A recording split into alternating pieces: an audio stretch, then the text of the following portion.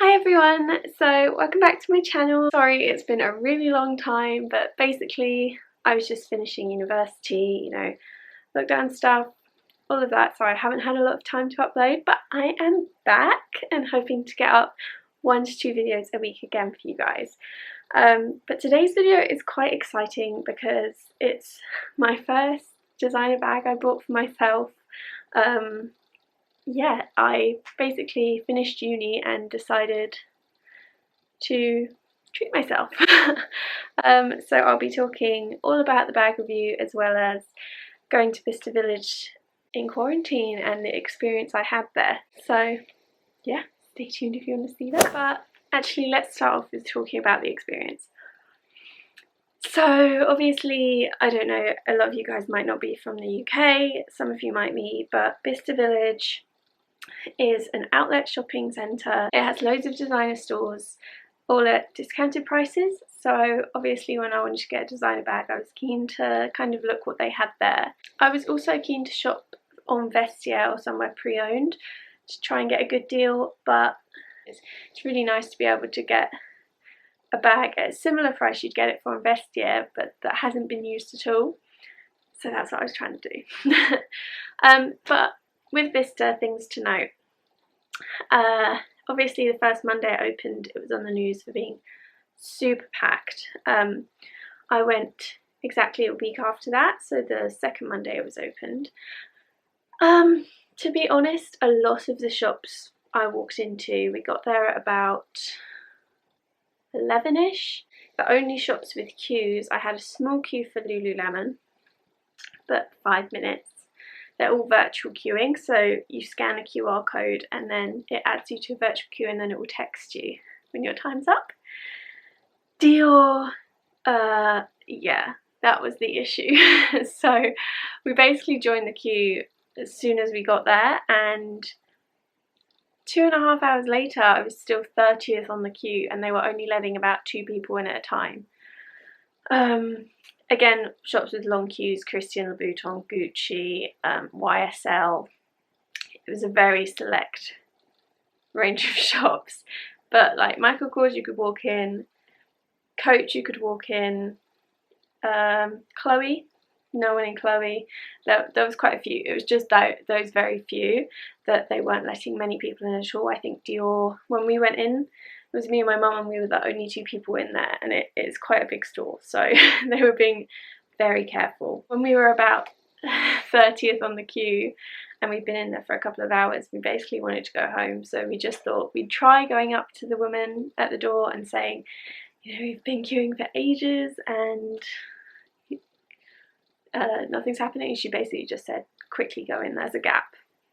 So that's worth doing. If you've been on the queue for a while and you're looking to get going, just always try, because sometimes if someone doesn't show up, they can let you in their place. So that's something to note. But the general experience was quite good. There are a fair amount of people in the village, but not too many that it felt uncomfortable. There was lots of seating. The food was all done really well, like it was like a certain amount of people in, certain amount of people out. No seating open in there, but there was seating in the centre of the village. Every shop you go in, you sanitise when you come out. I was wearing a face mask, most people were wearing face masks, so it all felt very safe. Actually, it was quite pleasant because Bicester can get really busy in some of the shops and quite like bargy, so it was nice to be like one of 4 people in the shops. It was quite a relaxed shopping experience I found. So yeah, I would recommend it, but definitely do your research arriving kind of midday or 1, because that's when it's busiest. And I wouldn't really go on a weekend if you can help it. But yeah, that's the only advice. They had good stuff in, loved everything, and let's get on to talking about the bag, shall we? So the bag I picked up is the Dior Addict bag. So this is a Maria Grazia bag. And I love Maria Grazia. She's the new Dior creative director, and I just thought that this was stunning and it has so many beautiful details. So I'm just going to go over it with you and show you everything there is to know about it. So the reason I basically picked up this bag there and then was because it was like a classic design. They still sell some Dior Addicts in the monogram print in their stores and on websites. so that really appealed to me. And it was black. When do outlet stores ever have classic black styles? Just never. So I thought this was such a rare find, and I'm going to go through some of the details with you. So as you can see here, this bag is, I think it's calfskin leather, and it has this quilting on it which is quite padded. I'm sure it's got like some kind of feather in it or something. It's really padded. But I really liked this design because the man in the shop pointed out to me that it was the same quilting that's on the Lady Dior's, so I loved that detail. I thought it was really cool, like a classic piece of Dior but in like a kind of grungier style. I thought it was just really fun because I love the Lady Dior's. So I loved this. I thought it was stunning. I love the like kind of distressed gold hardware because it means you don't have to be too precious about it. Again, this clasp was designed with their trunks, like a vintage trunk in mind, so it opens just by squeezing, just like that, super easy, because I can get quite frustrated with bag clasps. Especially I'm in London a lot, and when you need to get like your stuff out quickly, you're in a tube station or whatever and there's a line of people behind you, it can get quite stressful. So it opens super easily, and then to shut it you literally just do that. Comes with a key. I don't have mine attached, but you can, and that will just lock that, but I'm way too scared to do that in case I can't get back in. One thing I really love about the bag is the strap. You can see it's a really chunky gold strap, and if I show you close up, hopefully it will let me. There, finally focused it. You can see on every little link it has a tiny CD. That's just a detail that I think is amazing. You can take these off. There is a link, have like little gaps in them where it can kind of be slid off. So if you wanted to upgrade your strap in time to like one of their guitar straps, then you can just like take this one off and then attach it to this little holder thing. So that's good. So yeah, those are some of the details of this bag, and now I'm going to show you inside of it. So you just clasp it open, and then let me take out what I have in here. The inside is just all a beautiful suede. Not sure if you can see, you've got this Christian Dior label. It looks like this. So it has one main pocket and then one suede side pocket, and then it has at the back a zip pocket. So if you buy something at Bicester, you get all the same authentication stuff. In here I also have the key, which you get the leather covering as well, so that will lock the bag.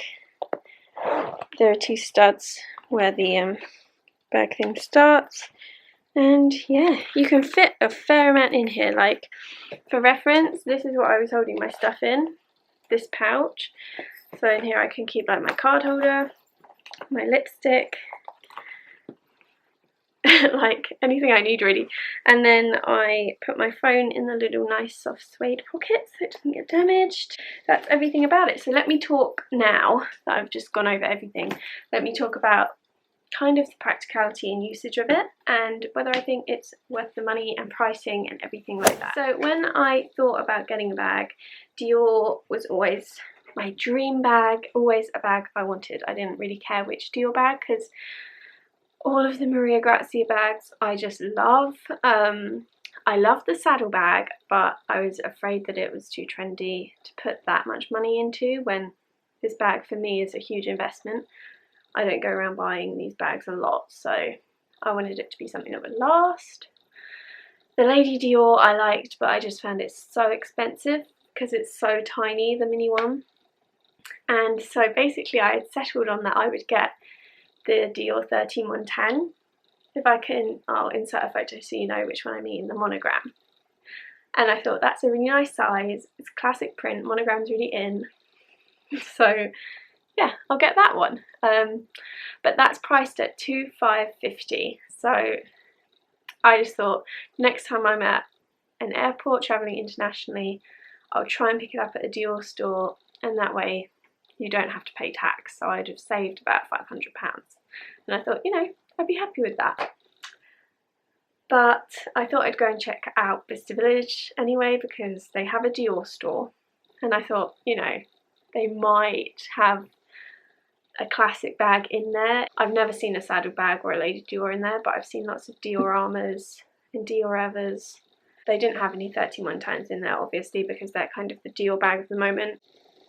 But yeah, they had this one. For those wondering, I believe this bag was originally priced similar to the Montana at about $2,550. I got it for $1,550. So a very, very good deal for a bag that's not obviously out of date.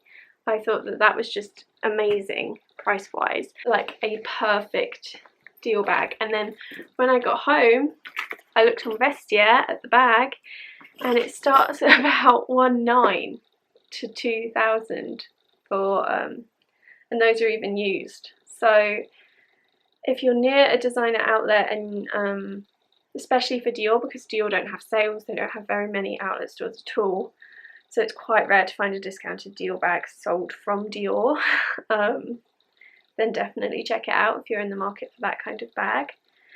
I think that this bag is classic, which is why I like it. Black, it's got the classic Dior print, but it's grungy and kind of cool and quite young. When you look at the Lady Diors, I love them, but I kind of feel like they're more sophisticated, and I'm 22 and kind of I go in the city a lot, and it's more casual and kind of dressed down, and I'm not often that dressed up, so I could wear this with like jeans and a leather jacket and it would look really cool. So it's quite a London style, which I liked. I love the gold hardware because I wear a lot of gold, and I love that it's distressed so that if it scratches it won't really show, it's not shiny or anything. I think this bag in general is great for not showing wear too much, because like, again, the leather is smooth but it's not like lambskin like the Chanel's where it's just marks super easily. It's still got some grain to it, so it won't show marks as easily. This has yet got no marks on it. The Dior, again, if it's scratched it won't really show because of the kind of distressed nature of it. And yeah, that's it really. But if you're in the market for this bag, I definitely recommend it. I will link an array of Vestiaire bags down below. I might do one US, one UK, or maybe I'll do just US and UK, one lower price point and one brand new. I can do that for you guys, and I'll leave them down below. I think that that's all there is to say about it. If you guys have any questions about it, then please do let me know. Let me know actually if you guys want me to do a designer dupes video, because you can see behind me these are not Chanel. They are actually from a high street retailer. So let me know if you want that video, and also let me know if you want a review of the Manolo Hengisis, because I'd love to do that review as well. So that's it for today. Hopefully it won't be so long before I see you guys again, and yeah, hope you have lovely days. Thank you so much for watching, and bye!